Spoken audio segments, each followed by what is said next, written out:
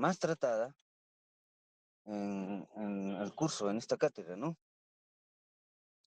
Bien, vamos a pasar a la definición. Avancemos, a ver, la siguiente diapositiva. Bueno, es un problema de salud pública en el Perú y en el mundo, los traumatismos craneoencefálicos. Es la tercera causa de mortalidad por trauma. El 10% de los pacientes hospitalizados en caso de traumatismo craneoencefálico son graves. O sea, tienen Glasgow menos de 8. Una escala de coma de Glasgow menos de 8. Por eso es la importancia de esta patología, porque es una de las primeras causas de mortalidad en población económicamente activa.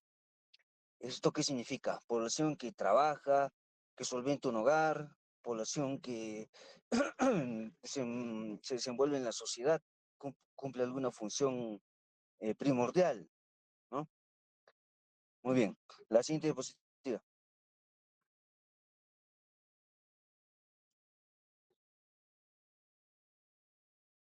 La siguiente diapositiva. Ya. Vamos a hablar de lo que es lo del... cuando hablamos de traumatismo craneoencefálico, tenemos que hablar de muchos aspectos, muchos conceptos eh, que tratan de los mecanismos etiopatogénicos y fisiopatológicos del TEC. ¿Esto qué significa? Que vamos a hablar de la causa del TEC y de la fisiopatología. O sea, ¿qué sigue después de la causa? Después del traumatismo, ¿qué es lo que sigue en el cerebro? Una cascada de efectos inflamatorios, una cascada de efectos fisiopatológicos que pueden llevar, si no tratamos un TEC, a la muerte del paciente por principalmente la causa de los pacientes con TEC fallecen por una hipertensión endocraniana, ¿no? Entonces, toda esa cascada inflamatoria, toda esa cascada de secuencias fisiopatológicas llegan a una hipertensión endocraniana y fallecimiento del paciente con TEC. Es la principal causa de fallecimiento en este tipo de pacientes. Bueno, la escala de Glasgow es muy importante para determinar el daño neurológico en el paciente. Pero el daño neurológico digamos, por la causa primaria, ¿no? Por la injuria primaria, o sea, por el impacto inicial que ha sufrido el paciente. La escala de Comen-Glasgow nos va a indicar si el traumatismo ha sido leve, moderado o severo, ¿no? Si el Glasgow es 8, pues definitivamente ese traumatismo es grave, ¿no? Si ese Glasgow es 14, es un traumatismo leve, ¿no? Pero esto es una escala inicial nada más, porque hay casos de pacientes con Glasgow 15 o 14 que tienen hematomas epidurales, subdurales, y eso eso implica, mm, eso implica que hay una gravedad que también está especificada o determinada por las lesiones asociadas, ¿no? O las complicaciones en este caso. La tomografía ha sido muy importante en el diagnóstico de los traumatismos craneoencefálicos. No podemos intervenir quirúrgicamente un paciente si no tenemos una tomografía cerebral inicial, ¿no?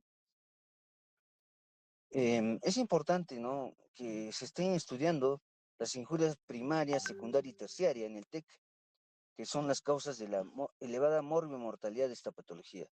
Por eso es que es importante el desarrollo experimental, ¿no?, en modelos experimentales, el estudio de estas etapas, de estas cascadas, ¿no?, primarias, secundarias, terciarias, etcétera. Entonces, también es importante el manejo en la UCI. Todo paciente con neurotrauma requiere un manejo de UCI. En su gran porcentaje, señores, yo diría hay un 80%, requieren un monitoreo, neuromonitoreo.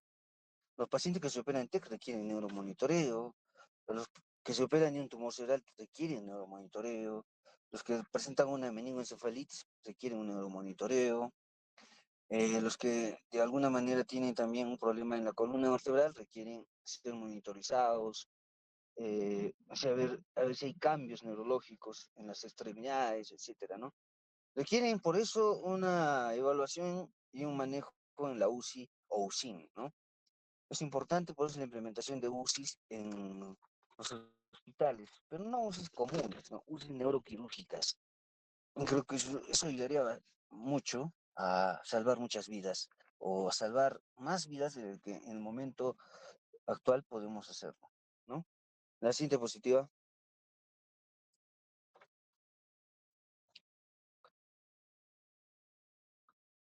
La siguiente diapositiva, a ver.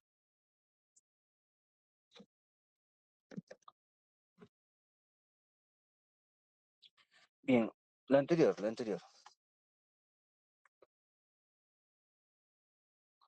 Bien, acá vemos, señores, la curva trimodal de la mortalidad en el politraumatizado. Esto es importante, la curva trimodal. Hay tres etapas de mortalidad en el paciente politraumatizado. La primera etapa sucede la muerte en segundos o minutos. Son muertes generales,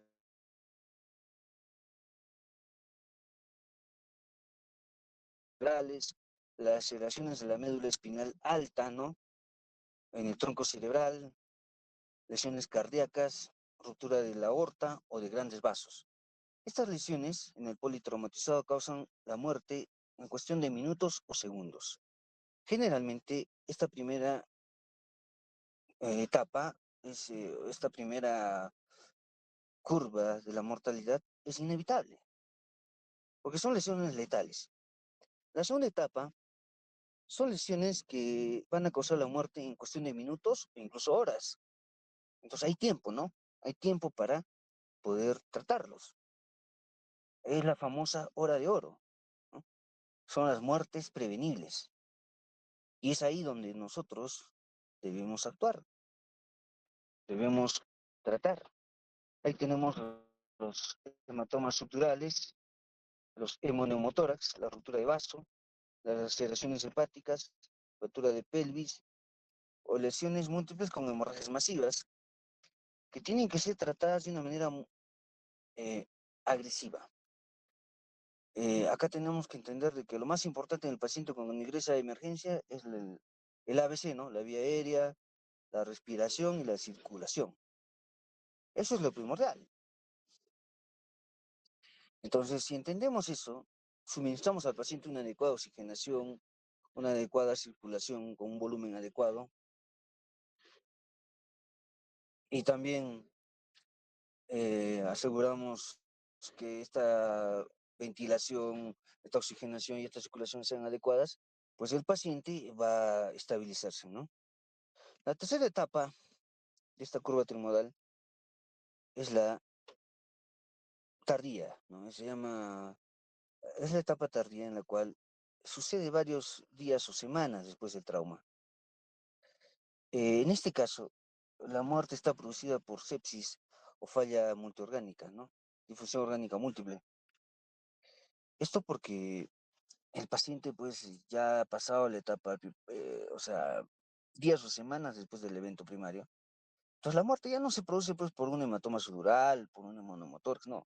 Se produce generalmente por una infección. En este caso, una infección sistémica y una disfunción orgánica múltiple. La siguiente diapositiva.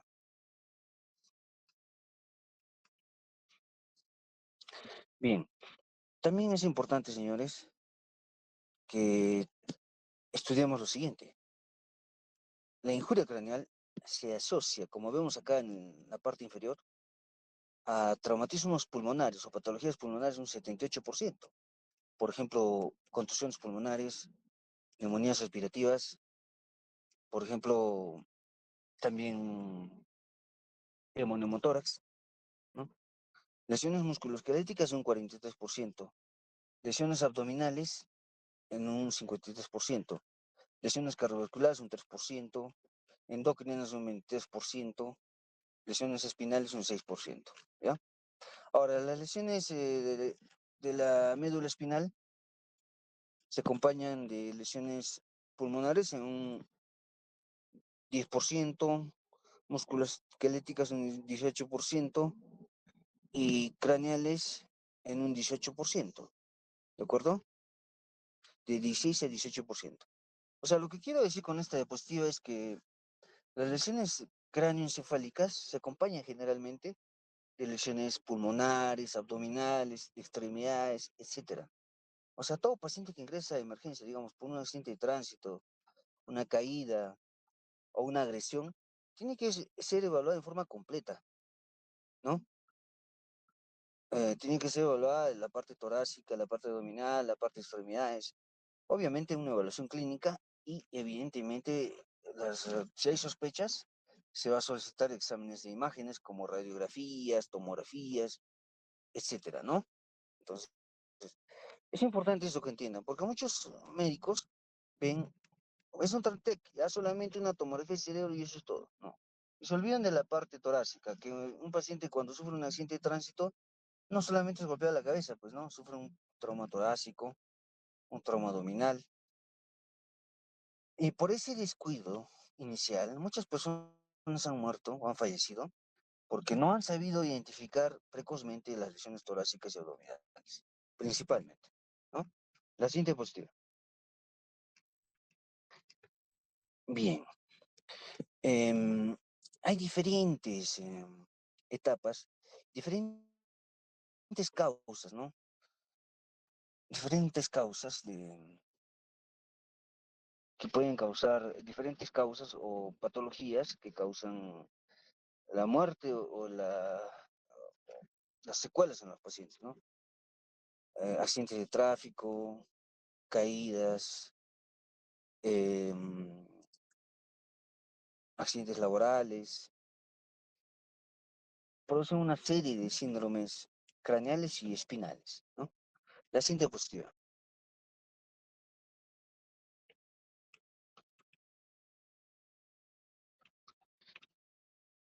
La siguiente. Bien, vamos a definir entonces. Esto es importante, señores.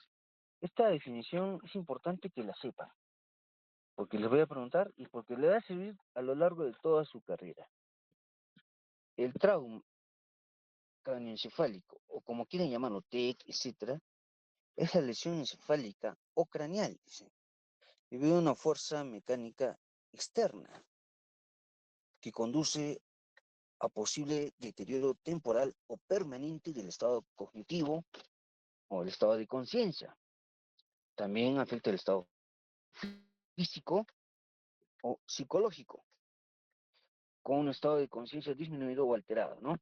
Entonces, en definitiva, en resumen, es la lesión craneal o encefálica. Estamos hablando de cráneo que es la calota ósea, ¿no? La calota craneana es el cráneo. Y el encéfalo, su contenido, la masa encefálica. Es cualquier lesión craneal o encefálica por una fuerza externa que causa, pues, deterioro de la función cognitiva, ¿no?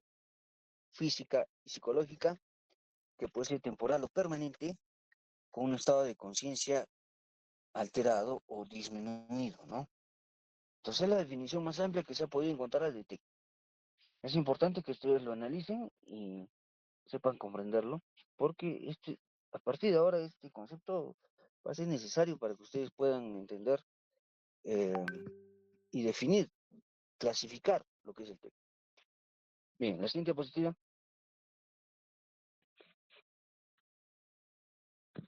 La etiología, las causas, ¿no? Tenemos accidentes automovilísticos que están en incremento. Mm,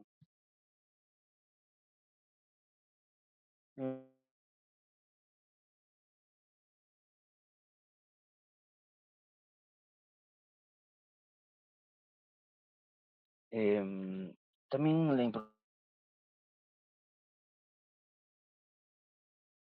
imprudencia de muchos conductores de conducir bajo efectos de drogas o alcohol, y también el efecto de manejar motocicletas, ¿no? Que puede causarte lesiones craneales, vertebrales, torácicas, abdominales, etcétera, ¿no? Caídas, es la otra causa, proyectiles de arma de fuego. Nuestro país está aumentando por la ola de violencia que está presentando. Heridas por proyectiles de arma de fuego en el cráneo,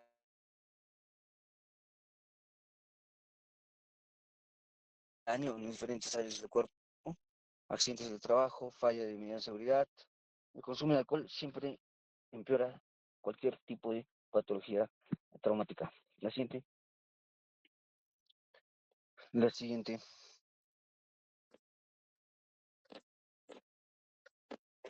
la siguiente diapositiva. Ya, muy bien. A ver, poblaciones de alto riesgo. Bueno, esto, ¿quiénes son más los susceptibles, no? ¿Quiénes van a presentar más daño o más complicaciones? Las poblaciones, los jóvenes entre 15 y 25 años, la imprudencia los lleva a eso. Individuos no casados, dice la literatura, ¿no? Miembros de un grupo étnico minoritario, residentes de ciudades grandes, la relación varón-mujer es de 3-1, historia previa de uso de sustancias psicotrópicas, alcohol, otro tipo de drogas, incluso individuos que han tenido traumatismos craneoencefálicos previos que a veces están secuelados, nuevamente se vuelven a caer o sufrir otro tipo de accidentes, ¿no? La siguiente diapositiva. Lo que les voy a pedir a todos que estudien la escala de coma de Glasgow con sus 3 parámetros, que es la apertura ocular, la respuesta motora y la respuesta verbal,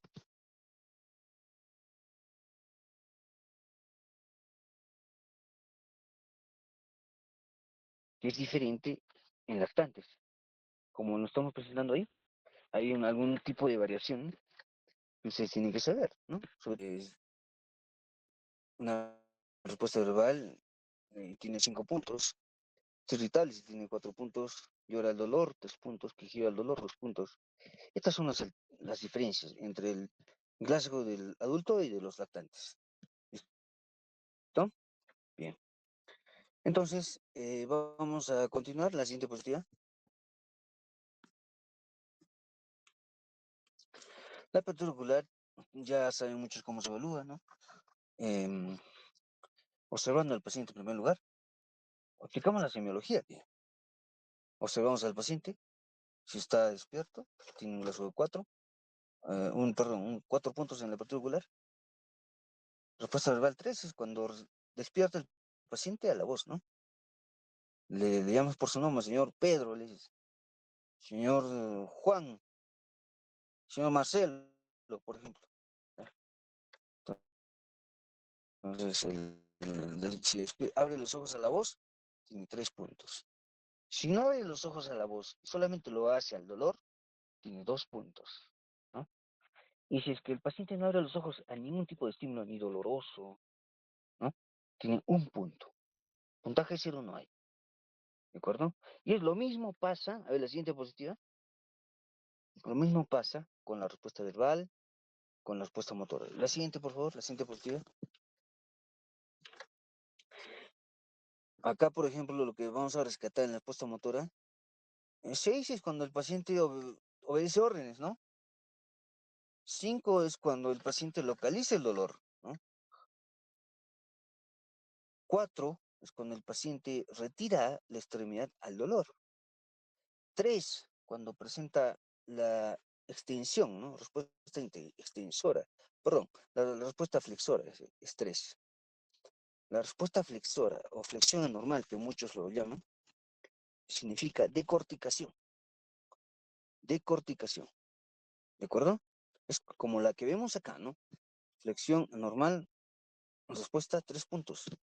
Esa es la postura de un paciente con flexión anormal. Paciente decorticado, que significa que la corteza cerebral está pues desconectada de lo que es la médula espinal, por lo tanto, hace ese tipo de flexión. Pronóstico todavía no es tan mal, ¿no?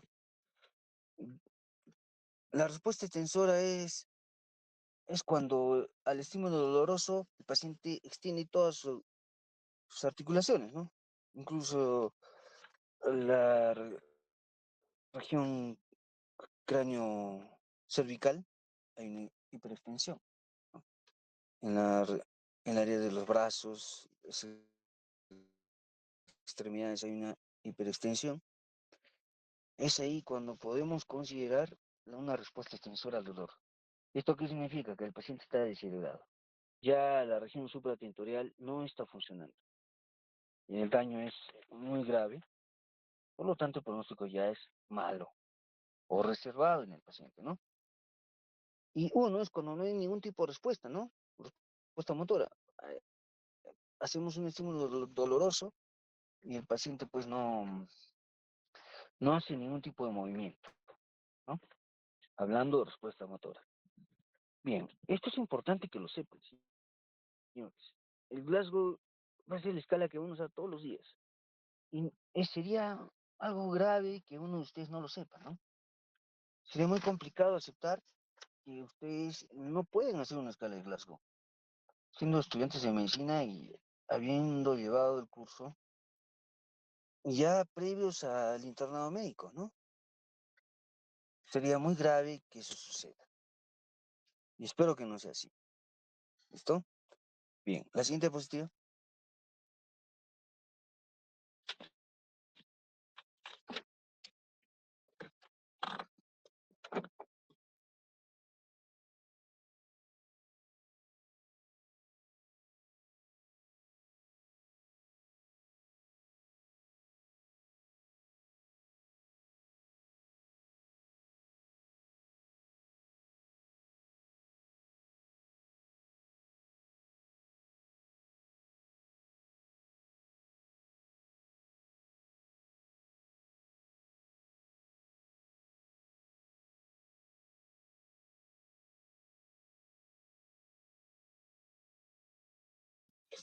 A ver, acá vemos la escala de Glasgow, la categorización del TEC. Esto es otro término que debemos conocer nosotros. El TEC es mínimo cuando es Glasgow 15. El TEC es leve cuando tiene Glasgow 14 y 15, ¿no? Y también el TEC es moderado cuando tiene Glasgow 9 a 13, severo cuando tiene 5 a 8 y crítico cuando el Glasgow de 3 a 4. Definitivamente, el pronóstico en el TEC crítico es malo o reservado, salvo que actuemos dentro de las 4 horas de haber presentado al paciente, o sea, haber ingresado al paciente, o haber sucedido el evento traumático, la caída, por ejemplo, del quinto piso, ¿no? Entonces, si ha pasado dentro de las 4 horas y está en Glasgow 4, intentar una intervención quirúrgica descompresiva para poder salvarle la vida al paciente, ¿no? Es importante que entiendan esto. Esta clasificación es de alguna manera muy importante y muy útil para poder saber el pronóstico del paciente. Y también, o sea, tiene dos utilidades: para saber la gravedad del paciente, cuán grave está el paciente, también para entender cuál va a ser su pronóstico, ¿no? ¿No? Porque hay un paciente que llega en grado 4 al hospital, ya pues definitivamente tenemos que hablar con los familiares y decirles: señores, el pronóstico reservado malo. Mortalidad del 80% como mínimo. Entonces, ¿se dan cuenta que es importante la escala de Glasgow? Por eso es que es necesario que ustedes lo sepan aplicar y lo sepan interpretar, ¿no? Entonces, es la importancia, es de gran importancia conocer la escala de Glasgow. El que no sabe hacer una escala de Glasgow, pues no sabe la gravedad del paciente y no sabe el pronóstico del paciente. Es así de simple, ¿no? La siguiente diapositiva. Bueno, hay una escala de Marshall em, que se basa en la tomografía, ¿no? La escala de Marshall sirve para determinar la gravedad del paciente. Usa la tomografía como indicador, ya no el nivel de conciencia, sino la tomografía, los hallazgos tomográficos. Lesión encefálica difusa tipo 1, es un Marshall tipo 1, es la tomografía normal, por ejemplo. Acá lo más interesante es la lesión encefálica tipo 3, donde hay una obliteración de cisternas basales, sobre todo las cisternas perimesencefálicas, ¿no? Perimesencefálicas, el tronco cerebral. Si esas cisternas están obliteradas, significa que hay un edema o una hipertensión intracraniana severa. Por el- para que esas cisternas se ocluyan, se obliteren, hay un edema marcado a nivel de toda la cavidad intracraneana, ¿no? Y bueno, la lesión encefálica tipo 4 también existe la obliteración de las cisternas, pero además hay una desviación de la línea media de más de 5 milímetros. Cuando sucede eso, una desviación de la línea media de más de 5 milímetros, la mortalidad aumenta. Y también, y también el paciente va a requerir no solamente la evacuación del hematoma o de la lesión encefálica, o por ejemplo las contusiones, etcétera, sino que va a requerir una descompresión craneana, como una craneostomía descompresiva, ¿no? Es típico esto en hematomas subdurales agudos. Cuando vemos un hematoma subdural agudo, y a los cirujanos se le ocurre solamente hacer, ya, bueno, viene el paciente con hematoma subdural agudo y la línea media está desviada más de 5 milímetros, y al neurocirujano se le ocurre hacer una craneotomía y evacuación del hematoma y luego repone el hueso. Entonces, o sea, repone la plaqueta ósea en su lugar, ¿no? Y cierra, termina la cirugía. El paciente pues va a hacer un edema cerebral. Lo correcto que hay que hacer cuando hay un paciente con TEC, hematoma subdural agudo,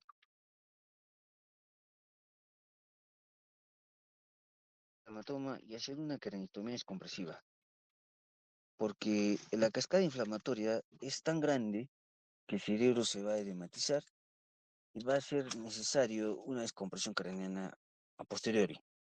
Entonces, cuando ya tenemos una deviación de la línea media de más de 5 milímetros, generalmente hay que hacer una craneotomía descompresiva. Es el mensaje al cual quiero llegar. La siguiente diapositiva.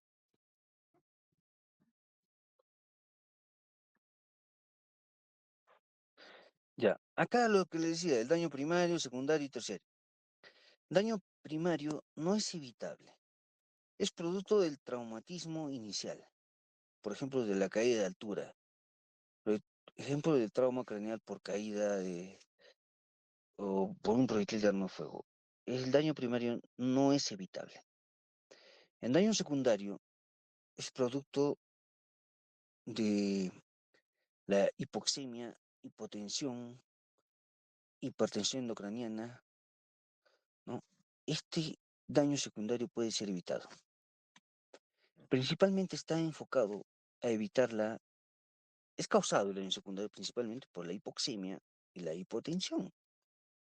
Un solo pico de hipotensión, entendiéndolo esto como la presión sistólica de menos de 90 en un paciente con TEC, incrementa la mortalidad y la morbilidad de los pacientes. Esa es la significancia de este daño secundario. Un solo pico de hipotensión, señores, entendido como una presión sistólica de menos de 90. Un solo pico en la evolución complica mucho al paciente. El daño terciario es aquel producido por los neurotransmisores, glutamato, aspartato, el calcio intracelular, que causan pues generalmente una muerte neuronal retardada, una apoptosis, ¿no? Y obviamente dañando muchas áreas elocuentes en el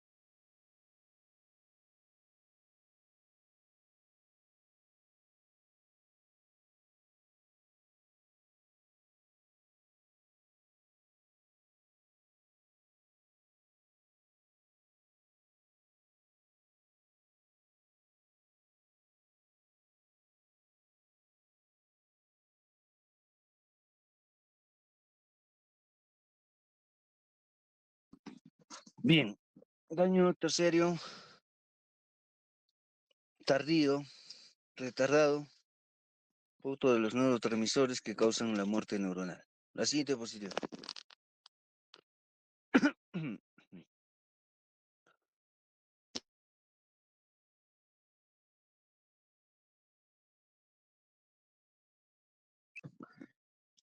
Acá tenemos un esquema. La injuria primaria, daño inmediato al trauma. Injuria secundaria, daño posterior al trauma. Dentro de la injuria secundaria tenemos eventos sistémicos como la hipotensión y la hipoxia o hipoxemia. Hipotensión, entendido como la presión sistólica menos de 90. Hipoxemia, como una de menos de 60. ¿No? Parcial de oxígeno en sangre arterial y también una saturación menos de 90%. Eventos intracraneales que causan injuria secundaria. Tenemos, por ejemplo, el incremento del volumen sanguíneo cerebral, la respuesta inflamatoria, alteraciones del metabolismo cerebral, ¿no? Por la injuria neuronal que ha habido, que ha existido, el flujo sanguíneo cerebral se incrementa. Esto lleva a un edema cerebral. Este edema cerebral lleva a la vez a un incremento de la presión intracraneana. Cuando la presión intracraneana es alta, ¿qué sucede? Esta presión intracraneana, pues, lucha en contra de la presión arterial media, sistémica. Entonces, reduce el flujo sanguíneo cerebral, causando una isquemia cerebral, ¿no? Entonces, ese círculo de isquemia que se traduce en hipoxia, en mayor respuesta inflamatoria, causa finalmente mayor hipertensión endocraniana, que es la causa de fallecimiento en los pacientes con TEC, ¿no?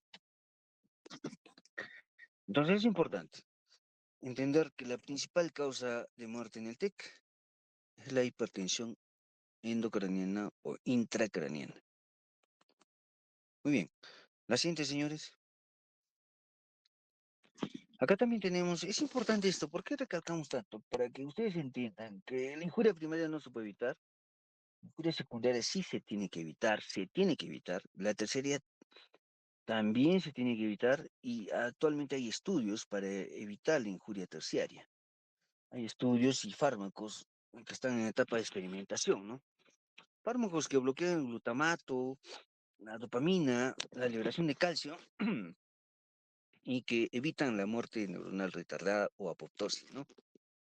Principalmente eso. El objetivo es mejorar el resultado funcional del paciente, ¿no? Dejarlo con menos secuelas neurológicas, que pueda reincorporarse a la sociedad para que pueda ser una persona útil en ella. La siguiente diapositiva.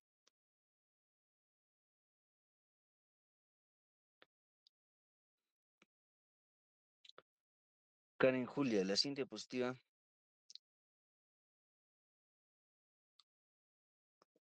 Sí está, doctor, ya cambió.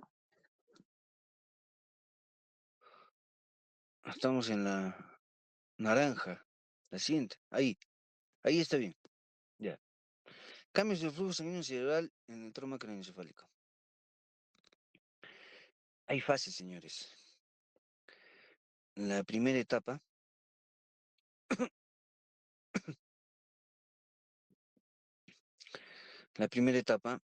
del trauma, hay una hipoperfusión.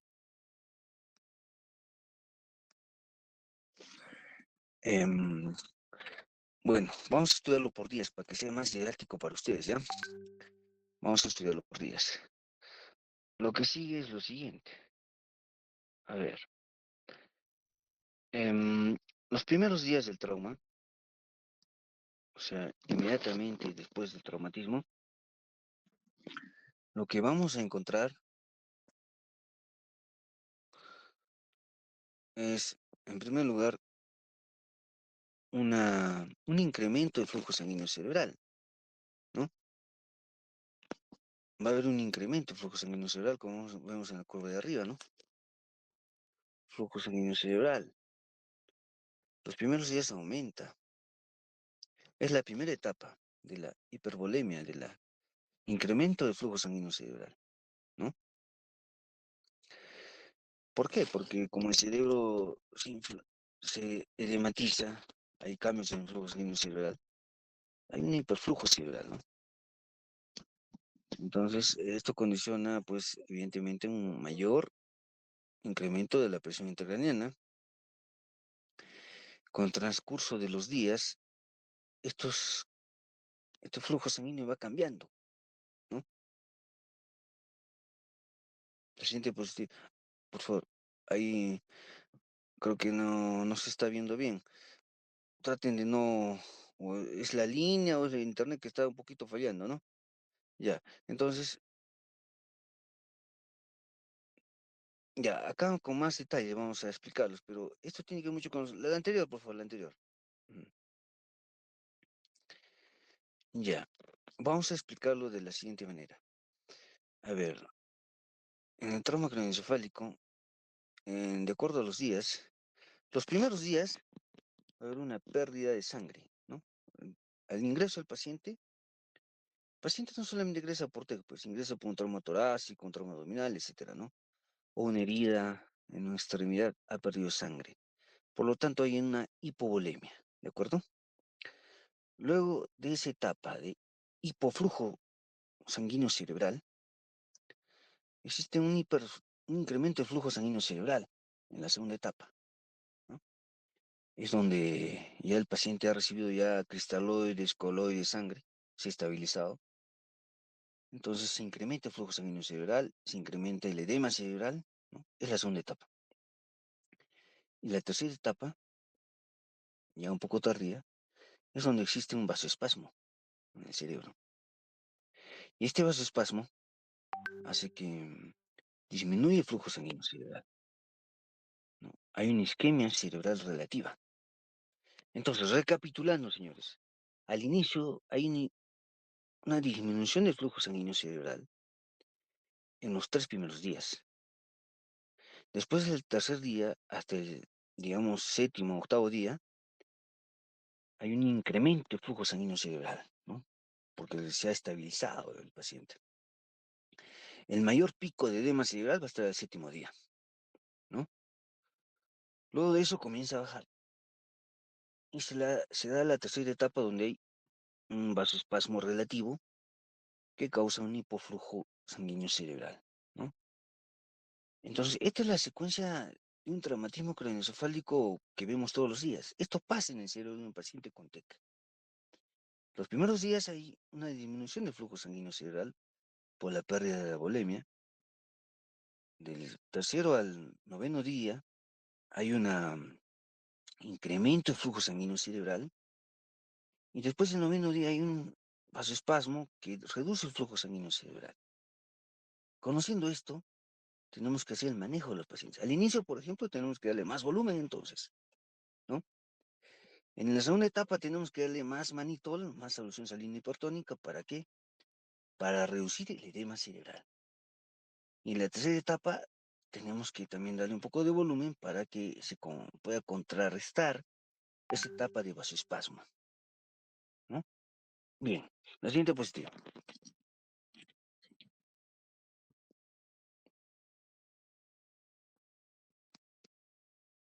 Ya, acá lo vamos a ver en relación al óxido nítrico y la óxido nítrico sintetasa.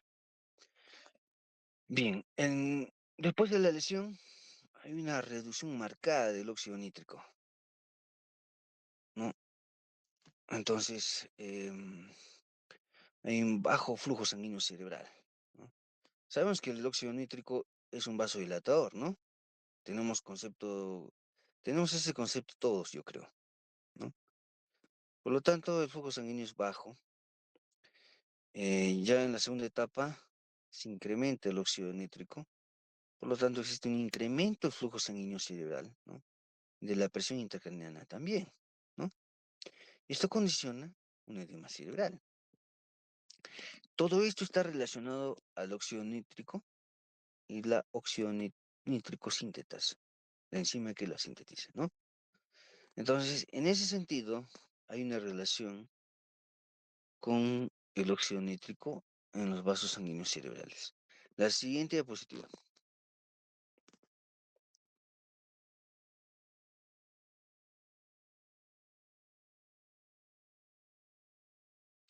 Siguiente, por favor. Ya, bien. Acá también hay otro tema que es importante. El flujo sanguíneo cerebral aumenta a medida que la presión parcial de CO2 aumenta en la sangre. O sea, el CO2, ¿qué hace? El CO2, ¿no? El- la anterior, por favor, la anterior.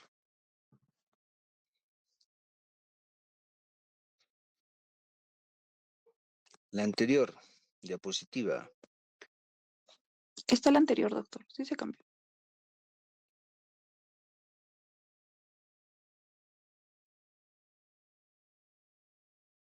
No, no, la anterior, la anterior. No. Todavía aparece la...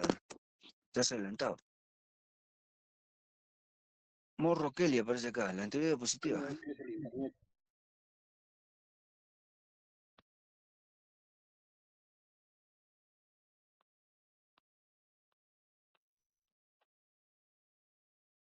Ya, ahí estamos. Ya, muy bien. Entonces, la presión parcial de CO2 tiene una relación directa con el flujo sanguíneo cerebral.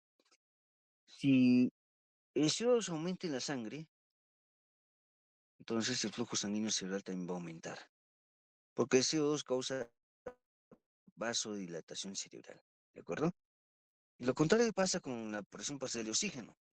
Mientras más oxígeno hay en la sangre, hay una reducción del flujo sanguíneo cerebral. Eso es un mecanismo de retroalimentación, ¿no? Ya cuando el cerebro ya no necesita mucho oxígeno, obviamente va a reducir el flujo sanguíneo cerebral. Existe en el cerebro una capacidad de autorregulación cerebral del flujo sanguíneo. El cerebro se autorregula el flujo sanguíneo cerebral a nivel de sus vasos sanguíneos, a nivel de sus arteriolas. Eso sucede. Y lo hace en base al CO2, lo hace en base al oxígeno que hay en la sangre. La siguiente diapositiva.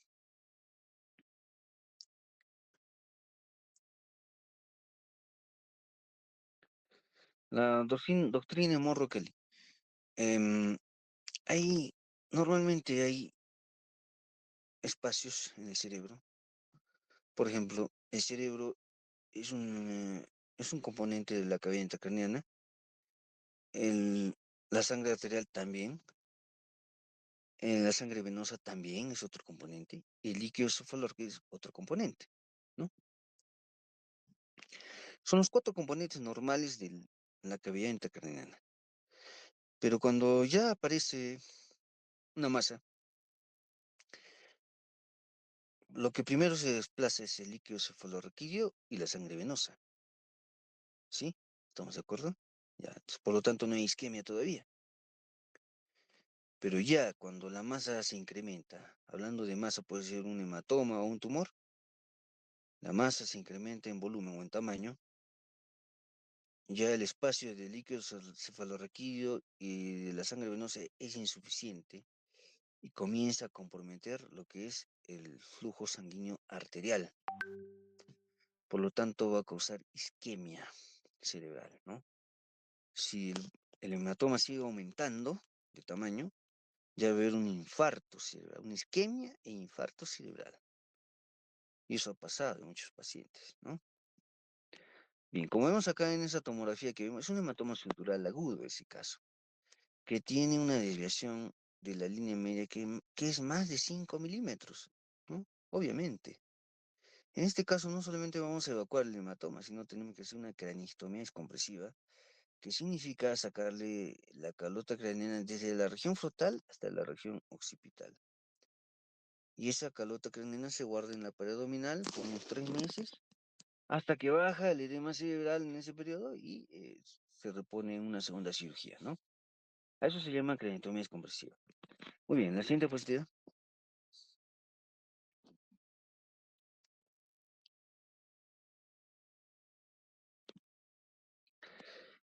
Bien, ya habíamos hablado de las lesiones primarias, secundarias, ¿no? El componente acá que es muy importante es la inflamación cerebral. El cerebro es un órgano muy lábil, muy frágil. Rápidamente se sufre un edema cerebral frente a cualquier cambio, ¿no? Del flujo sanguíneo cerebral. Puede ser una isquemia o un incremento del flujo sanguíneo cerebral, se edematiza el cerebro. Igual existe una disrupción de la autorregulación cerebral, porque en el traumatismo craneoencefálico la autorregulación cerebral se interrumpe. O sea, deja de funcionar esa autorregulación cerebral. La siguiente diapositiva. Lesiones por, digamos, traumatismos directos, ¿no? Hay lesiones por contragolpe. Traumatismos directos, por ejemplo, el ladrillo que vemos ahí, que está causando un hematoma en la región frontal, ¿no? Una lesión en la región frontal. Aparte de fractura, causa una lesión a nivel cerebral. Lesiones por contragolpe son aquellas, por ejemplo, el paciente recibe un traumatismo frontal, ¿no? Pero sin embargo, al momento de el cerebro recibir ese impacto, hace un rebote en la región occipital y sufre daño en la región occipital o parietal, ¿no? Eso se llama lesión por contragolpe. Nos preguntamos, ¿no? El paciente se cae de frente, se ha golpeado la zona frontal. ¿Y por qué es un hematoma occipital? Justamente es muy frecuente esto. Es por esa famosa lesión por contragolpe, ¿no? Mecanismo de contragolpe. Bien, la siguiente cuestión.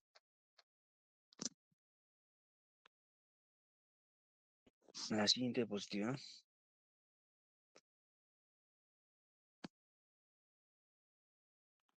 Bien, hay lesiones en el TEC. El TEC, ¿qué es lo que causa? Pues una lesión vascular y una lesión neuronal. Así, en términos sencillos, es lo que produce el TEC. El traumatismo craneoencefálico, ¿no? Puede ser una parálisis vascular, ¿no? De los vasos sanguíneos, una ruptura de la barrera hematoencefálica, una ruptura vascular, por ejemplo, de la arteria meningia media o de la carótida, la puede romper. Daño neuronal, una concusión, una contusión, una laceración, una disrupción axonal, dependiendo, ¿no? Y los hematomas, aquí tenemos una clasificación muy importante, o un esquema muy importante, ¿no? Para ya entrar a la etapa, a la fase, al tema de las complicaciones, tenemos que aprender a diferenciar. ¿Dónde está la hemorragia intracraneana? Está en el parénquima cerebral, ¿de acuerdo? La hemorragia subaracnoidea está entre la pía madre y la aracnoides, ¿de acuerdo? Es importante esto, yo os voy a preguntar, ¿dónde está la hemorragia subaracnoidea? ¿Entre qué meninges está? Está entre la pía madre y la aracnoides, ¿no? El hematoma sutural está entre la aracnoides y la dura madre. El hematoma epidural está entre la dura madre y la calota craneana, ¿no? O sea, entre el hueso, entre la dura madre y el hueso está el hematoma epidural. Sencillo, práctico, este esquema que nos permite diferenciar dónde está la hemorragia subaracnoidea, que muchas personas no tienen ni idea dónde se ubica. Muy bien, la siguiente. Acá tenemos las 4 lesiones en una tomografía. En el lado derecho tenemos, bueno, conforme lo leemos en la placa, ¿ya? En el lado derecho tenemos el hematoma sutural, ¿no? Que es fronto, temporoparietal, en forma de semiluna, es un hematoma subdural, agudo. En el lado izquierdo tenemos un hematoma epidural, que es una forma de lente biconvexa, ¿no? En el lado frontal derecho tenemos una contusión cerebral hemorrágica, es una contusión intracerebral, ¿no? Y la hemorragia subaracnoidea que también está presente en la región frontal, ¿no? Son las 4 lesiones que son didáctica en esta tomografía. La siguiente diapositiva. Acá tenemos hematomas epidurales frontales, temporales, hematomas subdurales bilaterales, en la cuarta figura de arriba. En la segunda figura del medio tenemos contusiones cerebrales múltiples, ¿no? Frontales, temporales, etc. Las imágenes de abajo, de la fila de las zonas, 4 imágenes de abajo, tenemos hemorragias intraventriculares, ¿no? Que se llama hemoventrículo, ¿no? Que puede ser producto de trauma, etcétera, ¿no? O otro tipo de lesiones. Pero estamos hablando en este caso de lesiones postraumáticas. Toda esta gama de tomografías las vemos producto de traumatismos. Por eso es que el neurotrauma constituye el 70% de la neurocirugía. Y ahí su importancia. La siguiente, por favor. Lesión encefálica secundaria. ¿Por qué recalcamos tanto? Porque esta lesión es evitable, ¿no? Tenemos que evitar la hipotensión, que es la presión arterial sistólica de menos de 90. La hipoxia, saturación menos de 90. La presión parcial de oxígeno menos de 60 es acá. 50 no, 50 es muy bajo. ¿Ya?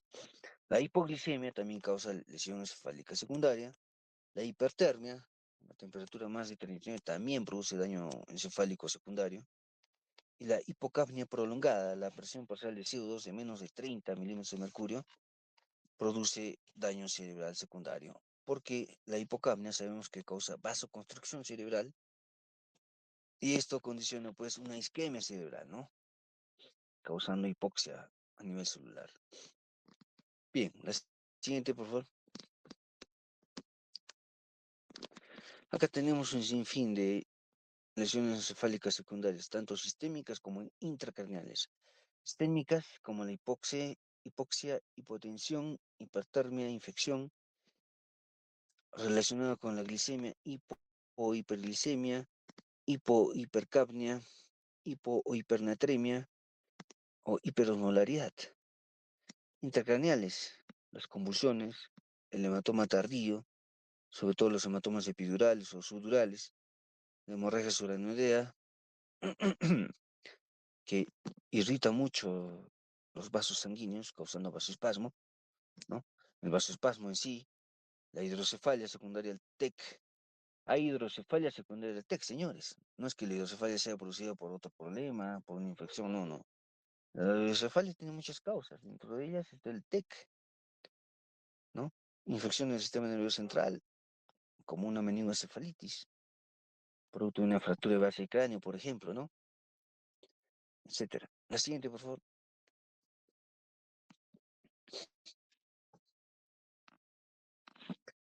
Bien, lo que debo recalcar es lo siguiente, que la hipotensión y la hipoxemia son las más frecuentes, ¿no? Injurias secundarias en el paciente politraumatizado. Eso también tiene implicancia a nivel, desde el que vemos el cuadro, desde que atendemos al paciente en emergencia, debemos evitar la hipotensión y la hipoxemia. Ese es el objetivo. Debemos evitar simplemente que la presión sistólica baje menos de 90, que la saturación baje menos de, igual, de 90, ¿no? Entonces, son los dos objetivos, los más importantes. La siguiente diapositiva.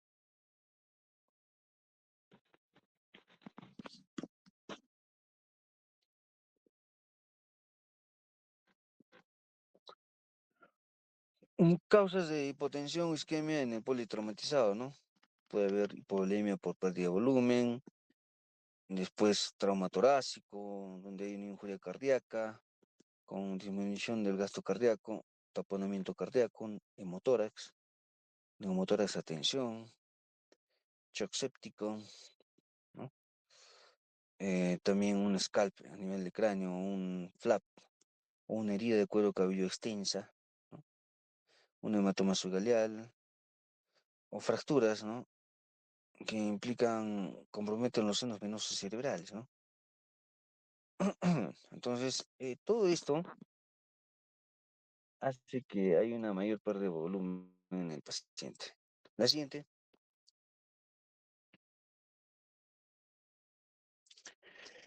Tenemos que entender que la neurona es una célula de alto metabolismo. Depende fundamentalmente del oxígeno y de la glucosa, ¿no? Y esto llega a través de qué? Del flujo sanguíneo cerebral, ¿no? Es obvio. Y el flujo sanguíneo cerebral eh, está muy relacionado a la presión de perfusión cerebral, ¿no? Y esta presión de perfusión cerebral es producto de la presión arterial media, medio de la PIC, que es la presión intracraneana, ¿no? Esto tienen que ustedes manejarlo bien, para que de alguna manera se pueda tratar las variables, ¿no? En algunos casos tenemos que dar noradrenalina para incrementar la presión arterial media, ¿no? La noradrenalina es un vasopresor que incrementa la presión arterial media. Entonces, cuando hay una PIC alta y queremos que no haya más isquemia cerebral, una forma de tratar esa PIC alta, de contrarrestarla en sí, es incrementar la PAN, la presión arterial media, a través de vasopresores como la noradrenalina. Por eso es importante dominar estas fórmulas que vemos acá, ¿no? El objetivo es mantener un flujo sanguíneo cerebral de 50 mililitros por 100 gramos por minuto de cerebro. Ese es digamos, el gasto de sanguíneo que tiene el cerebro. 50 mililitros por 100 gramos de cerebro por minuto. No, es bastante, ¿no? Es bastante. Tal es el caso que el cerebro en un minuto recibe el 20% del gasto cardíaco de todo el cuerpo humano. ¿Esto cuánto es? Es 1 litro por minuto, señores. 1 litro por minuto.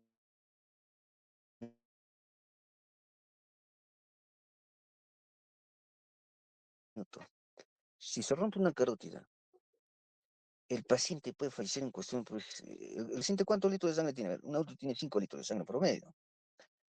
Si en un minuto se pierde el 20%, en 5 minutos el paciente puede fallecer, porque ha perdido la totalidad de su volemia, ¿no?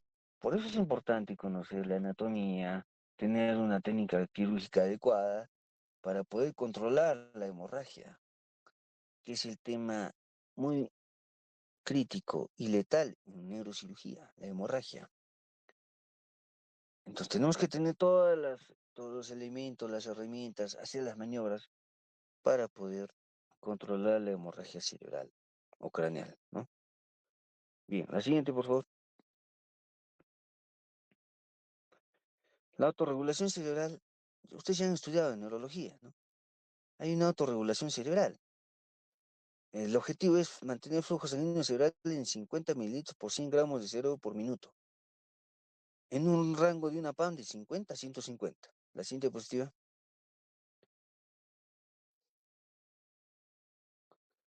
Entonces, a nivel de la cerebral, a nivel cortical, existe un mayor flujo sanguíneo cerebral, de 75 a 80 mililitros por 100 gramos de cerebro por minuto. A nivel subcortical, en la sustancia blanca, existe 20 mililitros por 100 gramos de cerebro por minuto. ¿Se dan cuenta la diferencia? El término medio es pues 50, ¿no? 50 mililitros por 100 gramos de cerebro por minuto. Es importante que sepan estas variables ustedes.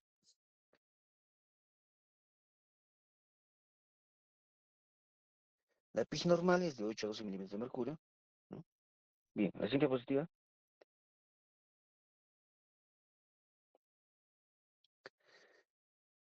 Bueno, los recales libres de oxígeno, ¿qué es lo que llevan? Pues, tenemos ahí los recales libres de oxígeno. Estos radicales libres de oxígeno causan pues una serie de eventos intracranianos que conducen a la excitotoxicidad, una sobrecarga de calcio y también un estrés oxidativo, ¿no? Entonces, esta es la teoría letal, ¿no? Si sucede esto en el cerebro, hay una mayor inflamación cerebral, definitivamente va a haber una hipertensión craneana que va a condicionar pues una muerte neuronal. sea precoz o sea retardada, como hemos visto, ¿no? Precoz a causa de la isquemia, de la hipoxia, ¿no? Y retardada a causa de los radicales libres de oxígeno, los neurotransmisores, etcétera, etcétera. Siguiente postura.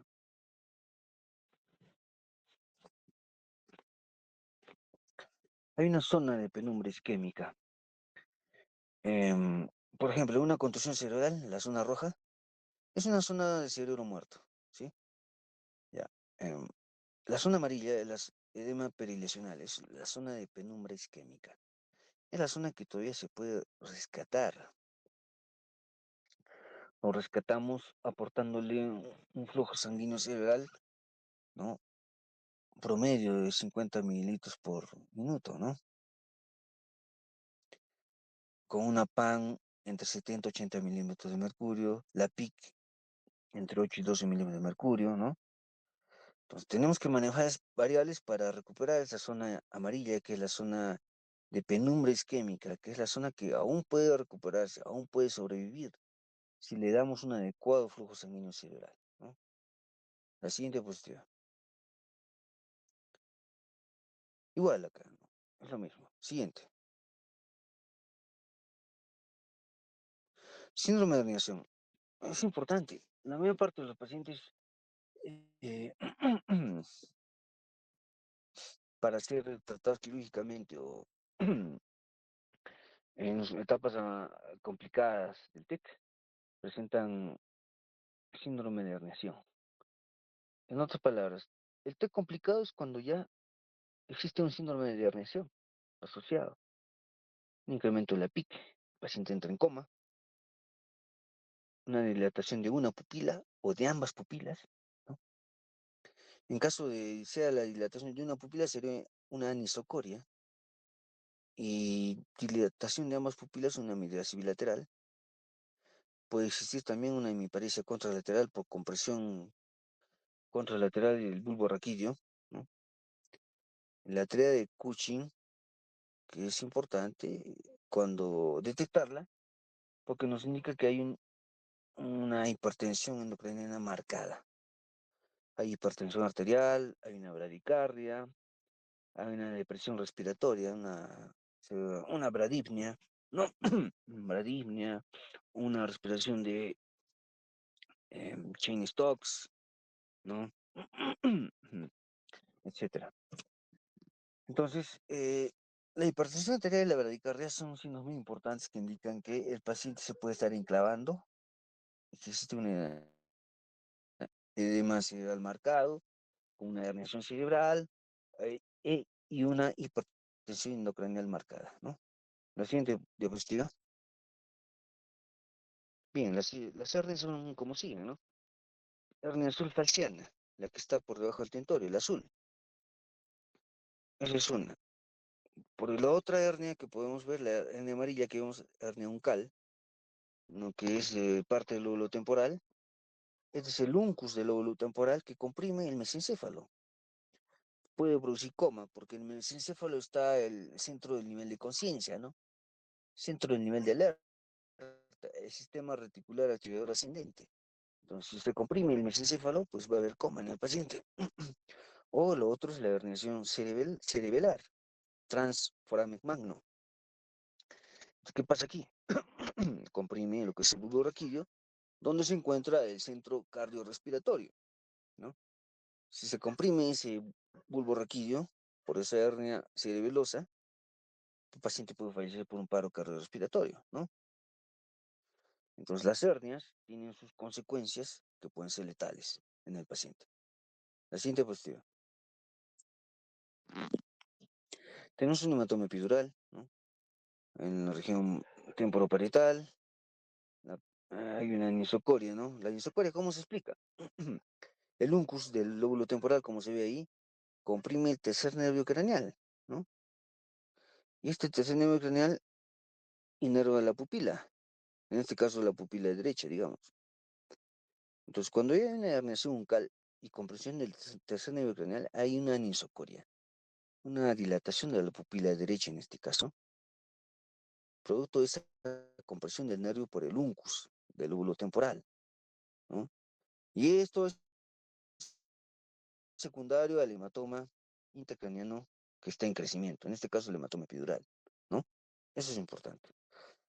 Entonces, importante entender de que por lesión del tercer nervio craneal hay anisocoria en etapas iniciales, incluso del TECA. Ya en etapas avanzadas hay midriasis bilateral, las dos pupilas se dilatan porque los dos nervios, tercer nervio craneal se comprimen y hay un enclavamiento del paciente, ¿no? Bien, la siguiente. Los ojos de mapache nos indican generalmente fractura de base de cráneo y piso anterior. La siguiente diapositiva es signo de Batra. Esto implica una fractura de base de cráneo piso medio, o sea, de la fosa temporal, ¿no? Como se ve ahí. Esta hematoma o equimosis retroauricular es signo de Batra que implica fractura de base de cráneo y piso medio, ¿de acuerdo? Esto puede dar lugar a una otorragia del oído, salida de sangre por el conducto auditivo externo. Esto a la vez condiciona el ingreso de bacterias, forma ascendente, causando una meningoencefalitis en el paciente, ¿no? Bien, la siguiente diapositiva. El tucio piso anterior, como hemos dicho, da un edema periorbicular, una equimosis bipalpebral, ¿no? Ahí tenemos en la tomografía una fractura de base cráneo piso anterior a nivel de la órbita izquierda, ¿no? La siguiente diapositiva. Igual, ¿no? Acá, por fracturas de base cráneo piso anterior, bilaterales incluso, hay un edema periorbitario marcado, ¿no? Un edema y una equimosis periorbitaria marcada. Cuando vemos estos signos en el paciente, ya tenemos que entender que esto está complicado, que hay una fractura de base cráneo asociada generalmente, ¿de acuerdo? Ya, la siguiente. Acá está la fractura de base de cráneo, pues el signo de mapache, ¿no? Mapache, los dos ojos morados, ¿no? E hinchados, ¿no? Siguiente. Acá tenemos el famoso neumoencéfalo, ¿no? Neumoencéfalo es la presencia de aire en la cavidad intracraneana. En la imagen, la primera imagen que vemos arriba a la derecha es la presencia de aire en los ventrículos, ¿no? Y esto se llama neumoventrículo, ¿sí? Y cuando el aire está entre el hueso y el cerebro, como vemos en la tercera figura, se llama neumoencéfalo, ¿no? En sí, la presencia de aire en la cavidad intracraneana se llama neumoencéfalo. Y dentro de los ventrículos se llama neumoventrículo. Creo que está quedando claro. Bien, la siguiente. Las radiografías son poco sensibles para ver las fracturas, ¿eh? Sensibilidad 40% nada más. El gol estándar para determinar una radiografía ahora, el patrón de oro es la tomografía axial computarizada. Actualmente la tomografía espiral multicorte, ¿no? De 128 cortes. Bien, la siguiente diapositiva. Hay casos en los cuales es evidente una fractura en una radiografía, como en este caso. Es evidente. A este paciente no nos vamos a quedar con su radiografía, hay que pedirle una tomografía. ¿Para qué? Para descartar un hematoma intracraneano, porque es frecuente la asociación de una fractura y un hematoma intracraneano. La siguiente diapositiva. Fractura con hundimiento, ¿no? En la radiografía se puede ver, hay signos indirectos, ¿no? Mira, vemos la flecha amarilla, hay un esbozo de un hundimiento, ¿no? Eso se complementa con una tomografía, para ver si la fractura está asociada a un hematoma o está asociada a una laceración del parénquima cerebral. La siguiente, otorragia, ¿no? Signo de fractura de base cráneo, piso medio, derecho, izquierdo, etcétera, ¿no? La otorragia es porque se ha roto el peñasco, el hueso temporal, ¿no? Y esto es una puerta de entrada a bacterias hacia el cerebro. La siguiente diapositiva.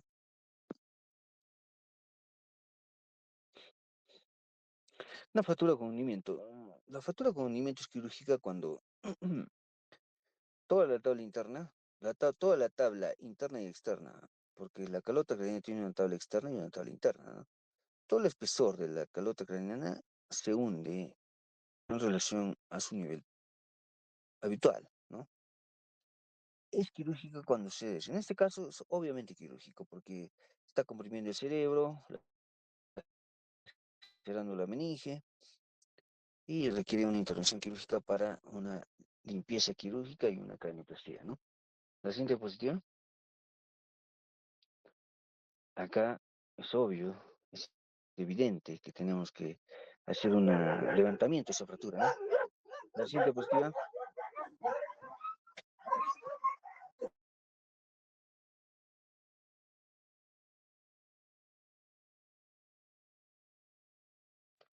Ya vemos acá cómo es una fractura con hundimiento. La siguiente diapositiva.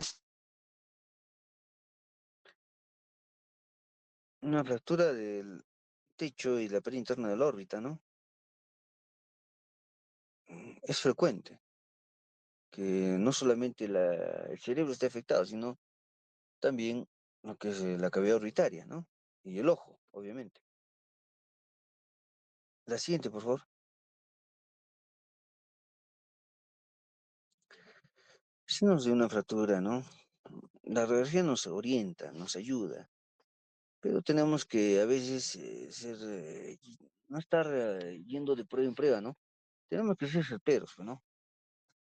Tenemos que afinar un poco nuestra precisión diagnóstica y ya sabemos que hay un traumatismo considerable en el paciente, pedirle directo una tomografía, ¿no? Si el paciente en Glasgow 10, no le va a pedir una radiografía primero, ¿no? Para ver qué es lo que tiene. Ya directo le pido su tomografía, ¿no? No está esperando que despierte o qué estoy esperando. No, en estos casos ya el paciente tiene que hacer sus tomografías, sí o sí. ¿Listo? Bien. Siguiente diapositiva.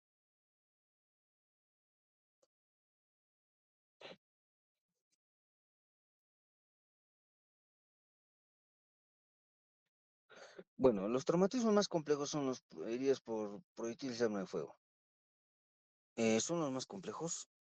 Hay una serie de lesiones, múltiples lesiones, fracturas deprimidas, no, o sea, el proyectil de arma de fuego causa una serie de lesiones en la calota craneana, en las meninges, en la masa encefálica, en los ventrículos, y esto se debe a que la bala, una vez que ingresa al cráneo, toma un, toma un trayecto impredecible, incluso puede rebotar dentro del cráneo, dar uno, dos, tres rebotes, causando por lo tanto una serie de daños, ¿no? Entonces, el trayecto es impredecible en los pacientes que tienen ese tipo de lesiones. Por eso, estas son las lesiones más complejas que existen en lo que es neurotrauma, las heridas por proyectiles de arma de fuego, o sea, los traumatismos encefálicos por proyectiles de arma de fuego. Generalmente son letales. En las personas que sobreviven dejan secuelas neurológicas severas o graves. ¿De acuerdo? Ya, muy bien. La siguiente diapositiva es la bala, ¿no? Es importante estudiar la cinemática de la bala, etcétera. Los tipos de balas, porque de eso depende la lesión. La siguiente diapositiva. Generalmente hay un orificio de entrada y un orificio de salida en la bala. El orificio de entrada es pequeño y el orificio de salida es mayor, ¿no? Porque la bala tiene un efecto expansivo, un recorrido que deja una cavitación y tiene una trascendencia expansiva, ¿no? Se expande la lesión a medida que va avanzando, ¿no? Al inicio es pequeño el agujero y el orificio de salida es grande porque el trayecto es en forma helicoidal y causa daño en todo ese trayecto. La siguiente diapositiva. Acá vemos, ¿no? El efecto ricochet. ¿Qué significa rebote? Entra, rebota en la calota craneana, se va arriba, va abajo, a veces se sale o a veces se queda en el cráneo. A veces se puede sacar durante una cirugía y a veces ya no se puede extraer una bala del cráneo. A veces hay personas que se quedan con una bala en el cráneo y viven, ¿no? Porque la bala es estéril, por el que ha salido en explosión, ¿no? De pólvora. Es estéril la bala. Entonces, hay veces en que no se puede sacar y a veces sacarlo puede significar mayor daño, incluso la vida del paciente. En ese caso, se evalúa dejar la bala ahí y, bueno, tratar al paciente, recuperarlo. La siguiente positiva, el efecto ricochet, ¿no? De rebote, causa un sinfín de lesiones, ¿no? Bilaterales, cerebrales, ventriculares, etcétera, craneales, múltiples lesiones. La siguiente diapositiva. Generalmente en estos casos de proyectiles de mano de fuego, el tratamiento ideal es hacer una limpieza quirúrgica y una craneotomía descompresiva porque el cerebro se va a edematizar, entonces hay que tratar el edema cerebral de un lado, una craneotomía descompresiva de un lado y limpieza quirúrgica, es lo que se hace de forma estándar. La siguiente diapositiva.